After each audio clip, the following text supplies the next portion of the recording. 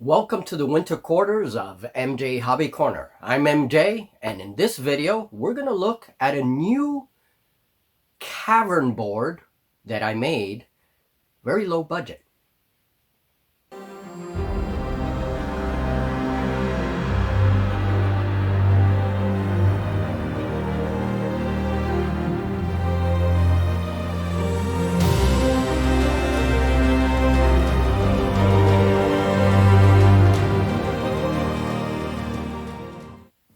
Hi, welcome guys.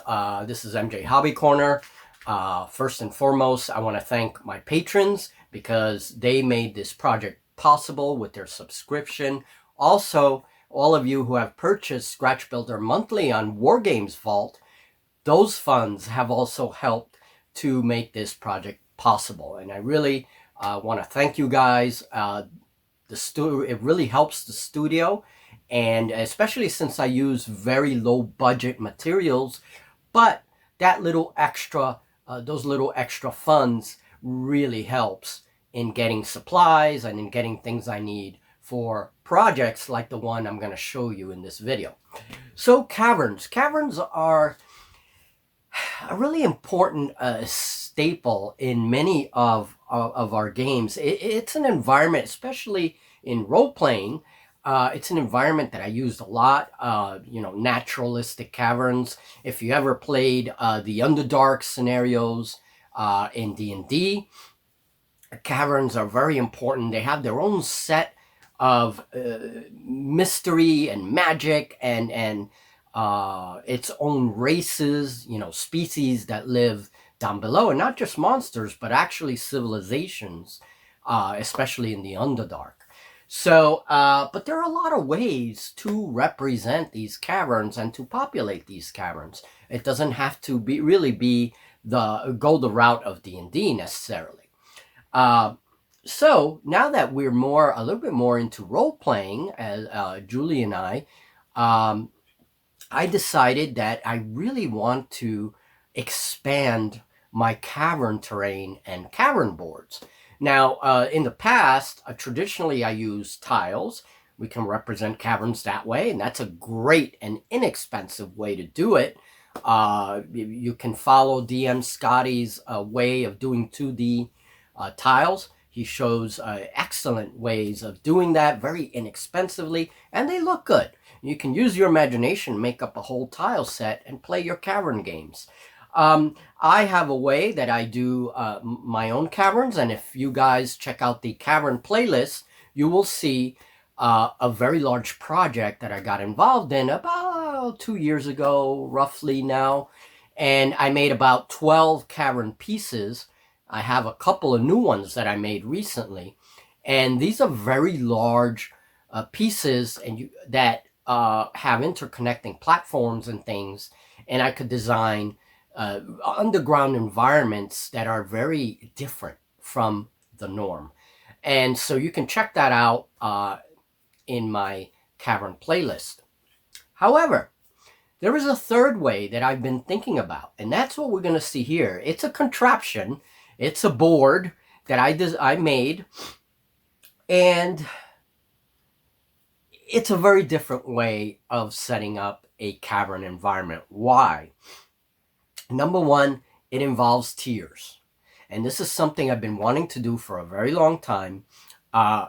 The difference here, and what I'm going to emphasize, is the surface. Is that it has a surface board, go down to a first level cavern, down to a second level cavern, and that's where it ends, okay? So we have a surface area included, and then all the details that go with that sort of surface area going down underground. Okay, so we are going to get closer to this, so bear with me. You'll get to see everything in more detail. I'm just giving you a little bit of a perspective while I talk about a little bit about the design, and then we're going to go and start looking a little deeper into it. I do have some miniatures set up already.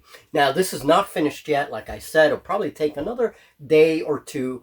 A total of about anywhere from 5 to 6 days to complete.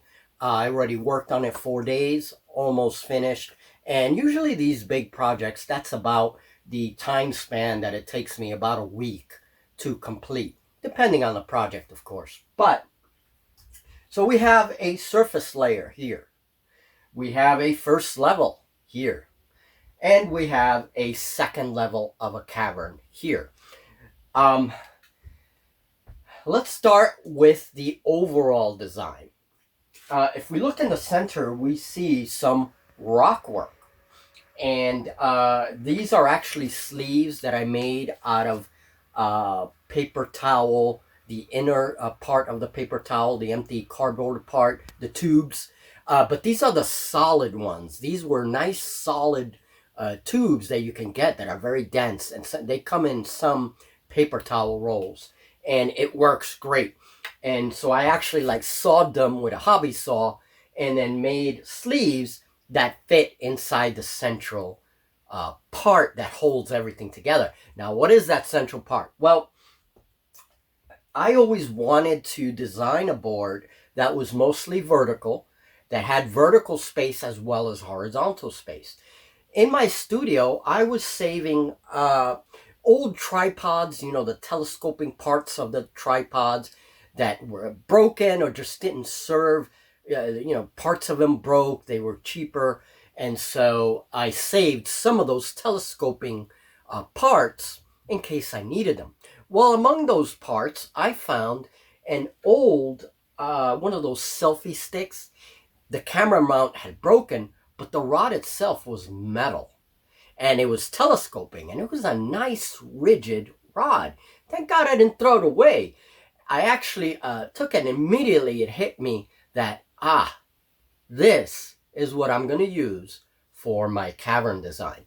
So I had to do some modifications. I removed a rubber handle piece off of the stick and then just used the telescoping rod and embedded the base of the rod into the foam area that we're going to see here. Now the base is constructed, in fact, all of the primary rock is constructed out of spray foam.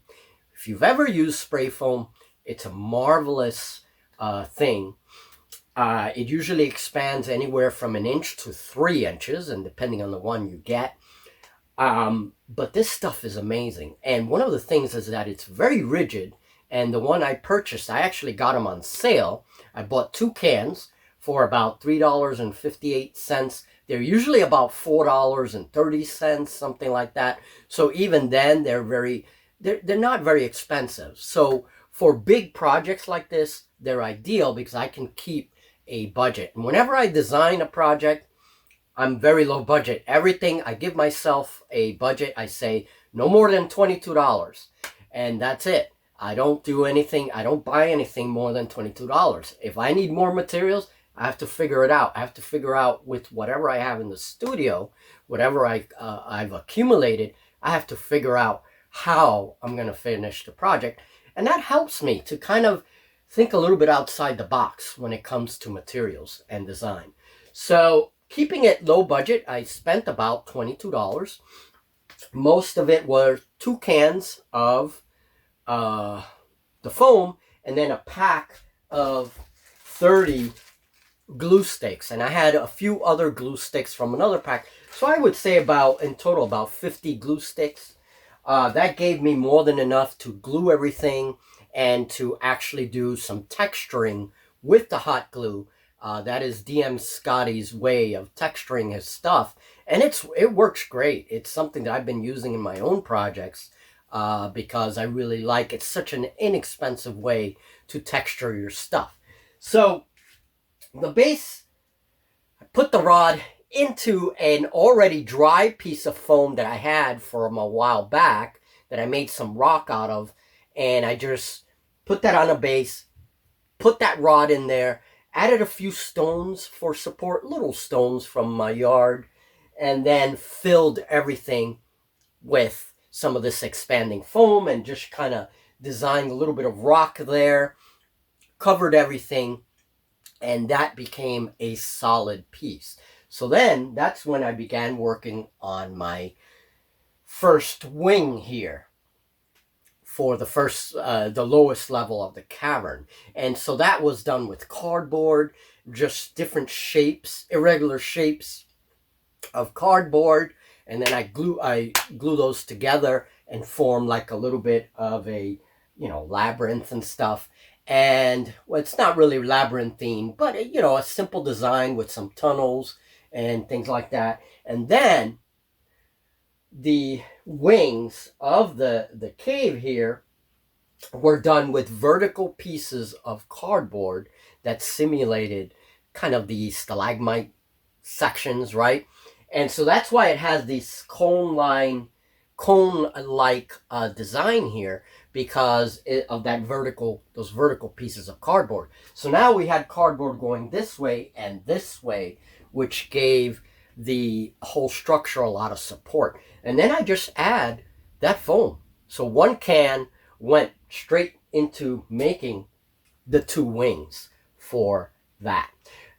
Finally, the surface needed some of this foam as well to represent the ground, right?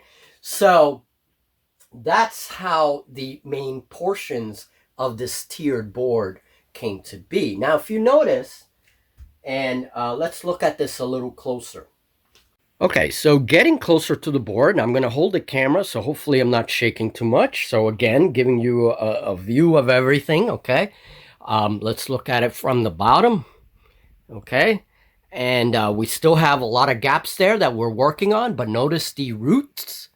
Those are the root details from the tree above, or trees. And there's the base of the rock. Here is the structure for one of the wings. Okay, and you can see the rock work in there. Now that was actually tin foil. And I have a technique, various techniques to coat my tin foil so that it looks like rock. And that gave a nice sleeve there. And then we have more rock work, and that was designed with something very different. You see that yellow, all that yellow foam? That's spongy foam. That's right, spongy foam. That's what I call it. And that's how I finished this. This was a bunch of little spongy foam that I had in the studio that I was saving for a long time, and I needed to recycle it. And I remember that, yeah, that's right, I can use this for rock work. And so that's what I finished the all of this structure with that kind of foam, okay? And I have some foam pieces here that I just finished texturing with hot glue, and of course all that has to get painted. Now here is my surface. There are some miniatures there, 1/72 scale. This is my surface. We have to paint that. On the ground, my trees, my tree roots, right there. Still enough space for me to move stuff around. We have a nice dragon there fighting with the little French soldier there because I just couldn't wait. And some critters, okay? We have a stairwell. This whole piece that you see here removes. This is removable. And so right now I just finished all of it. I have to paint that. And more importantly, check this out. Now the board is on a carousel. So I can spin it, and therefore I don't have to walk around the board. I just spin it in place. Here it has a support structure. Again, there is a roll of cardboard there, a nice stiff roll, and it's decorated with spongy foam. Okay. And then I'm still working on the texturing. And look, a nice little bone pile from Halloween bones that I saved. I have a whole bin full of this dollar store Halloween decorations, and there is a nice little skeletal creature mob, different creatures, including a little skelly, all of them coming out of that bone pile. And again, I just couldn't wait. Okay, so we have some goblins here fighting with some kobolds. Okay, and then we have a whole army of spiders, some of which I have to paint, but I have tons and tons of spiders. All right, so basically again, if you notice the design, I'm going to try to. Here you go. You have it's almost like a propeller, the way I did it, and that's so that I can expose certain areas so that the caves are not like overlapping themselves per se, but there's areas that are exposed in the open where I'm going to be moving miniatures. So it is sort of this almost like a propeller, where one wing goes this way, one wing goes that way, and it gives me all this space. And there is an overlapped section which I can still reach, and I have some terrain in there already. And this is sort of the center of the cave. And then here again, you have all these. There's a bar guest. I love that bar guest. You have all these little kind of interconnecting chambers, and then these archways, which I made out of cardboard and spongy foam, just to you know, point out where the mouth of the different caverns are. And also these little spongy stones, the reason why I put them there is also to highlight the paths of the tunnels. Down here I did something different. Down here I just kind of left it like that, and that saves time. But down here the paths are a little better. You can define them a little better. Here the paths are a little more uniform. So I put the stones there, and it kind of highlights everything. And I like the way it looks. Now, spongy stone. Let me show you guys an example of spongy stone right here. Here's another example of spongy stone. And this one was treated. This is actually hardened. Like it's flexible if I crush it or whatever, but this is hardened pretty good, and that's done with buffalo snow, the spray snow. You will notice this white stuff here. Okay, now this has to dry, which is why it's still white. I haven't painted it yet, but you will notice the buffalo snow on that stuff. The other thing that I use is a mix of glue, water, and baking soda, which kind of bubbles a little bit, and it does the same effect. The baking soda gives it that sort of rough texture. And so that prepares the foam so that it's not so porous, and I give it a good spray paint. It also reacts well with the spray paint. It kind of gives it a hard covering. When it reacts with the spray paint and it dries, it gives the snow a hard covering. The other thing that I do is I add hot glue, and I just texture it with a little bit of hot glue, and that melts a little bit of the foam. I try to put it on a lower setting so it doesn't melt all of the foam, but it does give me, like in this case, a nice covering to the foam, and I can spray paint that. So it works well. It works well. Now, right now, it's not fully painted. I'm going to move back a little bit to give more detail on the structure. Okay, so it's a very odd board. Now, when we go here, this is important because this tree is actually going to be a portal. And I'm preparing that. I have to paint it. This tree is done with that gift wrapping tissue paper. Okay, this is excellent to make rocks with. It's also excellent for making trees. And it's very low. I get it at the 99-cent store. I can get packs of it. And I do glue, white glue, and then water it down a little bit with a wet brush. I put the tissue over that glue, and with the wet brush, I just kind of dab. Make sure that the brush is wet, so I keep dipping it in water and make sure I dab all of these areas. And basically, it sticks it to the toilet paper roll, and you have a nice kind of tree thing, a nice tree bark. I also use tin foil with it intermittently. And here we have our fuzzy sticks that I use. I put together into a branch and then attach it with some hot glue, and that I use like a heat gun and melt the fuzz of the sticks off the sticks there. And yeah, you get nice like branchy material that you can add to the tree. Now the center is going to be a portal. I have some plastic that I'm going to use for that. And so figures will go into that portal, and here are the roots to that tree. And actually those roots connect to the tree itself. So that all comes off. The tree comes off the roots and the roots come out, but the portal's going to be somewhere here. So you go from that tree down here, and then you're in the first level of the cave. And then to get to the second level, figures have to fight their way through. And then here's this huge kind of like a tunnel that is connecting the second level, the deeper level. And if we want, we can add, well, I don't want to add any supplemental stuff here on the floor because that will stop it from spinning. But I can add stuff that comes out of the base and maybe have a couple of extra chambers if I want. As long, or it can come out of here actually, out of this foam. This is very thick, as you can see.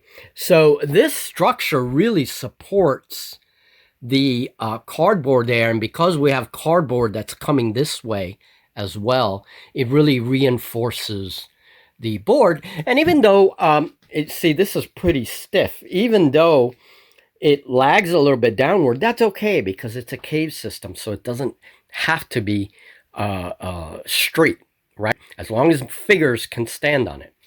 So this system will not have a lot of terrain. It's just going to be a lot of like spaces, open spaces and stuff, and models, especially archers like these goblins.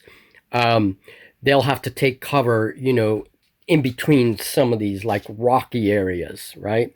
So in between some of these corners, take cover to shoot and stuff. So it's going to make things very interesting.